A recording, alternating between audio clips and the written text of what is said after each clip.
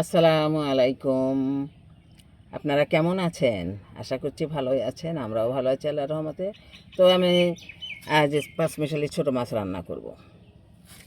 এই যে আমি ছোটো মাছ হাত মাখিয়ে রান্না করব, যার জন্য আমি পেঁয়াজ দিয়ে নিচ্ছি। এটা কড়াই নিয়েছি, কড়াই মেখে নিব। রসুন বাটা, ধনিয়া গুঁড়া,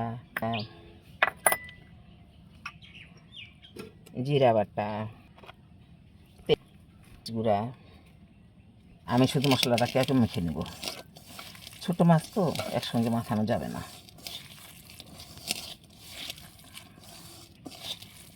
মশলায় আমি মাছ দিয়ে নিচ্ছি। মাছটাও মেখে নিব, তবে মেখে নিব। এখন তো ছোটো মাছ এখন দেখা যাচ্ছে। এই মাছ সবসময় পাওয়া যায় না, শুধু পুকুরের মাছ। ঠিক আছে, হয়ে গেছে। আমি সামান্য হাত ধোয়া পানি দিয়ে নিচ্ছি। তরকারিতে আমি পরিমাণ মতো পানি দিয়ে নিলাম। এখন ঢেকে দিব, ঢেকে রান্নায় বসিয়ে দিব। তরকারিতে বলক এসেছে, এখন আমি একটু নেড়ে চেড়ে দিই।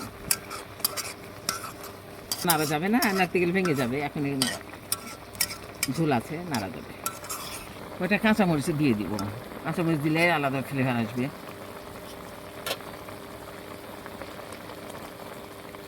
ঢেকে দিলাম, আপনারা দেখে গেল। এখন আমি নামিয়ে নিব। আপনারা সবাই ভালো থাকবেন, সুস্থ থাকবেন। আল্লাহ হাফেজ।